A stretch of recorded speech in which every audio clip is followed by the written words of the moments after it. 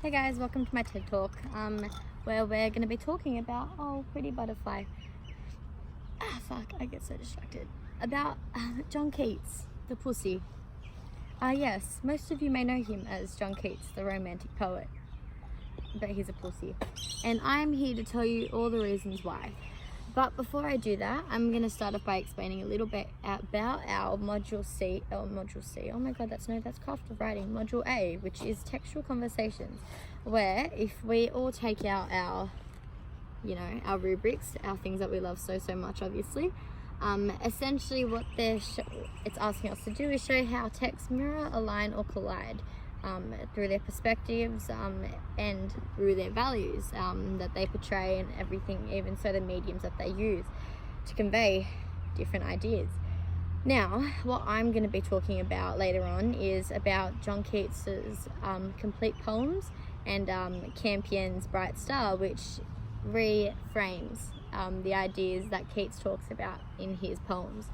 But essentially, in this module, we're being asked to reframe, reimagine, or there's another one, I can't remember it, whereby we're pondering how these texts that, like, for example, created in 21st century can still reflect or encompass or even challenge the ideas that were presented in like a 19th century context and things like that.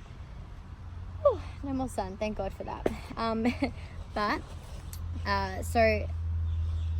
The ones that I'm going to be looking at are John Keats. So first, let's speak about Keats, a bit about his context, a bit about who he is, periods and shit, Anyway, so hard.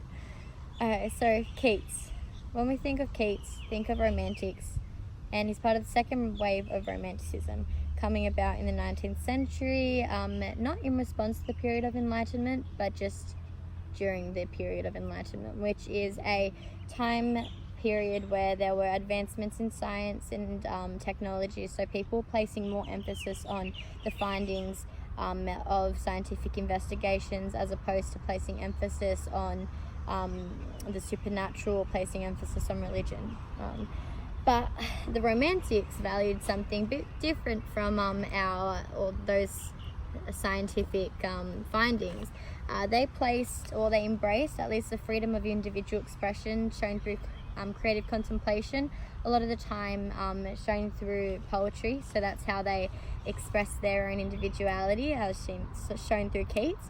And also the emotional intensity, so that's shown through the highs and shown through the lows of the emotions, so such as the tops of, or the peaks of ecstasy, but then also the depths of despair.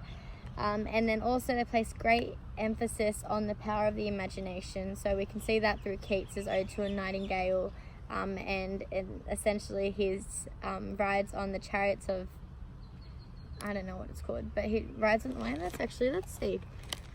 We're going to be helpful, but I'm at least going to try.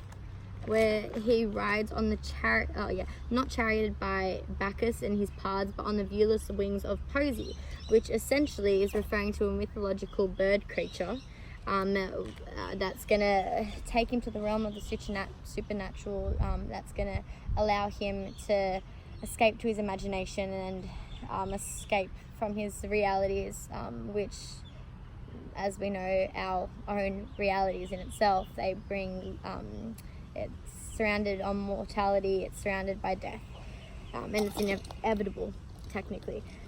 And then also there's the values of nature. So nature is a common motif employed by a lot of romantics, especially Keats in his poetry, evident through Ode to Autumn, which is a very fucking sexual poem if you guys read over it. Like, the amount of sexual innuendos and like imagery that he uses, like, think about it. He's gonna plump the gourds and he's gonna swell the hazel shells, and then there's some other really freaking weird ones, but I just think it's hilarious. He's such a freak.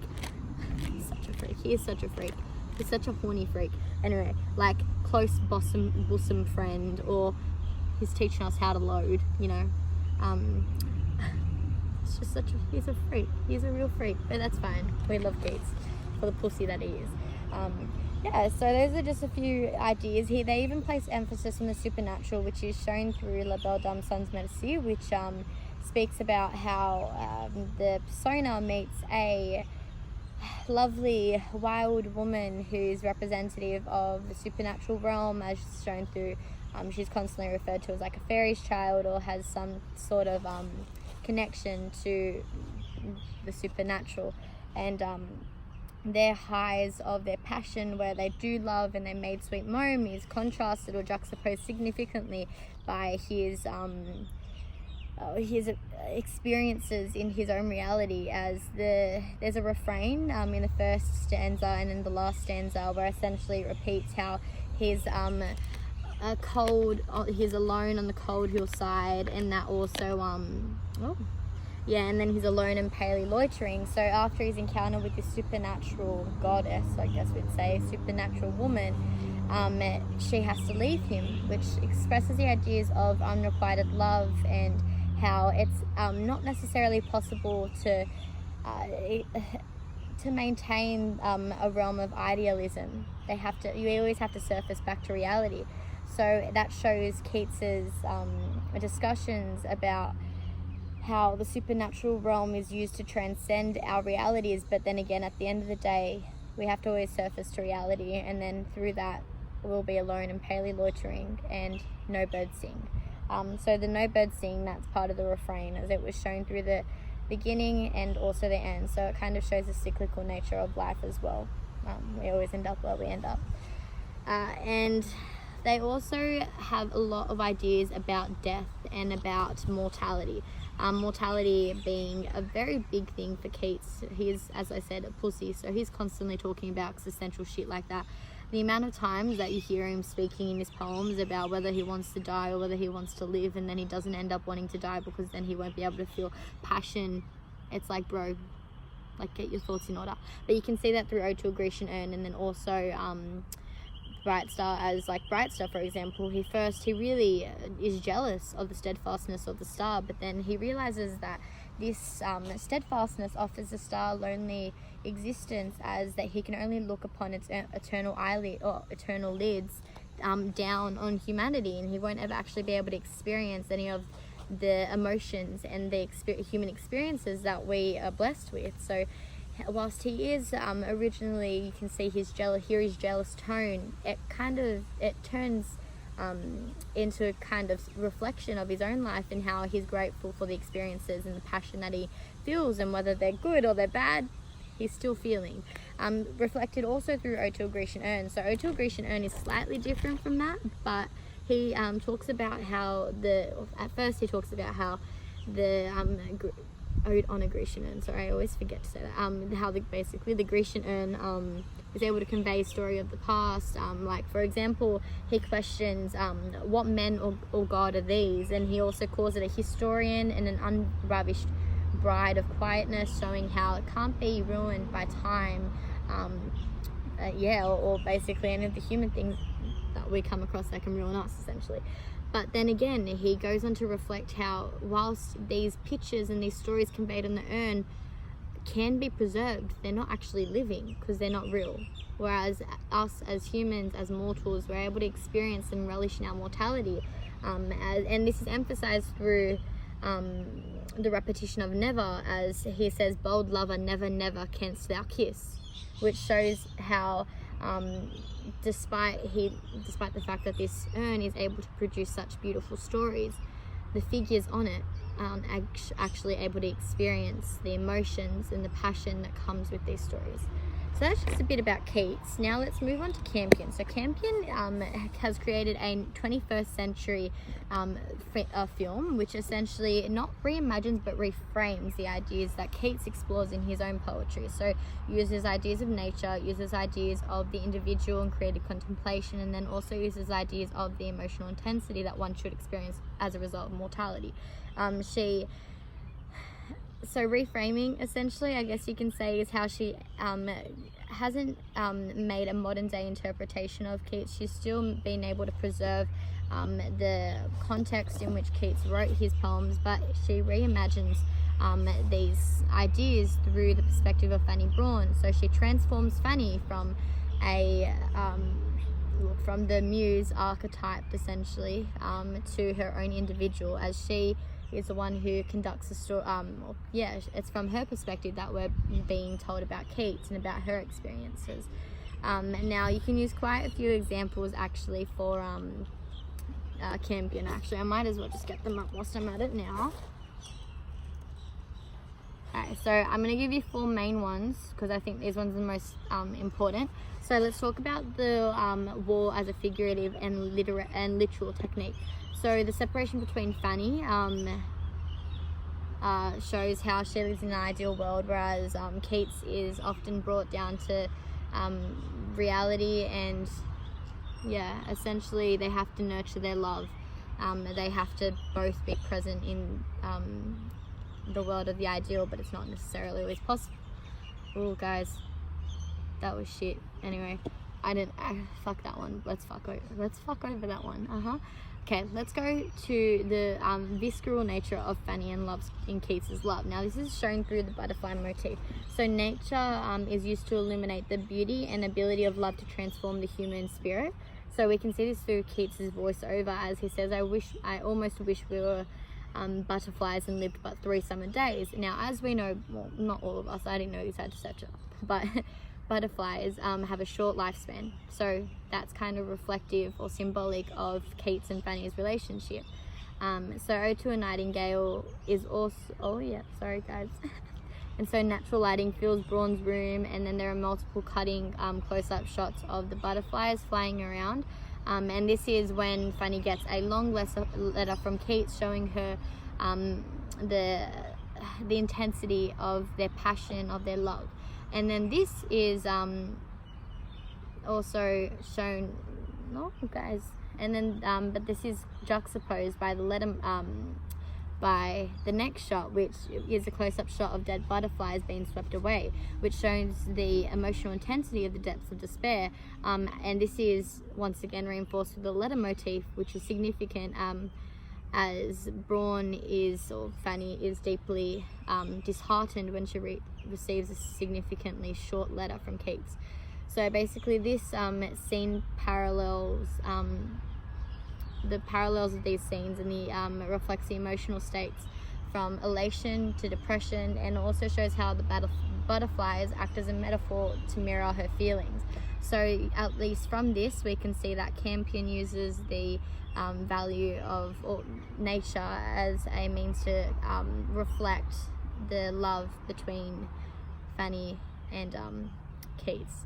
So that's how she's taking on that romantic value. And then another one is how nature is also symbolic of their love. So nature is shown as intrinsic to the relationship of growth and also depreciation between Keats and Braun, as the film begins in winter, which is the beginning of their love. So it shows a close-up shot of a window looking out from Braun's, looking out into Fanny's backyard, where the ground is covered with white snow. Now as the season changes, it begins to brighten, it begins to blossom, and then the romantic atmosphere is conveyed when the lovers walk through the high reeds of a riverbank, which shows how they're separated from the world and transported into the realm of the idealism. And then even so, when we look at their first kiss, it's immersed in nature, where there's a mid shot that's framed through the trees, and it has a naturalistic color palette, and even the beauty of their kiss is shown in a metaphysical sense. And then the subsequent scene shows Braun laying down on her bed with the curtains flapping from the wind, which shows how there's a change occurring within her, and essentially shows the consuming nature of their love. And then this is further paralleled through Keats's scene, which is there's a bird eye view showing him lying down on top of the trees, which, as we know, like laws of nature, we can't necessarily lie down on trees, otherwise we're just going to fall straight through it. But Keats is lying on top of the trees, which shows the intrinsic connection of their love to nature, where they're able to defy the laws of gravity, showing how their love is transcendent of physical boundaries and is literally and figuratively elevating him. Now, the war, let's go back to that one because I think I kind of figured it out. I'll just give you the scene and then I'll explain what it is. So the scene is how there's a close-up shot of hands pressed gently against the wall, which shows how their sense of touch and intimacy of their relationships, which conveys how touch and their intimacy of their relationship is so strong even when they're separated. So their strong connection once again transcends physical barriers. And then this camera cuts between several times between Fanny and Keats, both on either side. So it shows the sensuality of their love. So yeah, I think essentially what that we can even connect that to is in La Belle Dame sans Merci, how there's that the sensuality of the love between the persona and then the supernatural woman is reflective through Keats and Fanny, who, despite not being together, there's that fight between the realm of idealism and reality, as they can't be together, but they already are.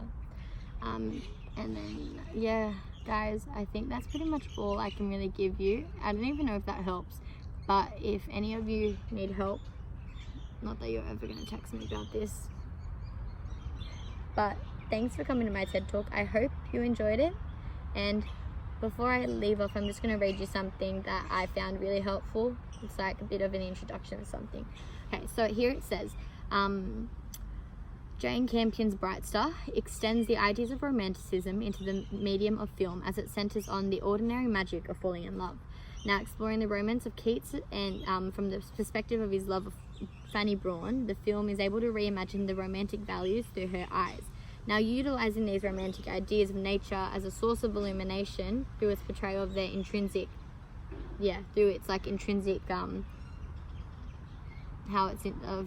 portraying how it's intrinsic to their love, the film focuses on apprehending the meaning in the ordinary through imagination, craft, and subjective emotion. Now, even going back to the idea of craft, I don't think I spoke much about this, but just as Keats, as I was explaining before, uses poetry as a means to express his own individuality, this is shown through Fanny's creative expression of creativity, as Campion subverts conventions by presenting film through the perspective of Brawne, whereas in the poem it's exclusively Keats. Now, through this, she is able to transform Fanny from the female muse archetype into her own individual. So this is even shown through the opening scenes, where there's the opening shot, which is a close-up shot of the needle going in and out the fabric. Now, this is also shown through the Ode to a Nightingale voiceover, whereby the camera cuts to Fanny, indicating how she's the actual inspiration, and Fanny's revealing her creative contemplation. So Keats outside is sitting in the natural world underneath the plum tree, and then the diegetic sound of the birds singing is able to pay homage to Keats through glorifying nature and using it to reflect the same romantic value in the imagination. Now, Keats wants and needs to glorify nature through his poetry to create another world. He uses his art to escape, and Fanny sews as a means to escape. So that's kind of the how you would use that in conjunction. Oh, guys, did you see that? I'm sure you didn't, but a branch almost fell on me. Fuck, I'm gonna die. Not from Nessa, apparently. Anyway, so that is all I've got for you today. If you're bothered to listen to 18 minutes of me talk, give this a watch and enjoy. Anyway, good luck with the HSC, bitches.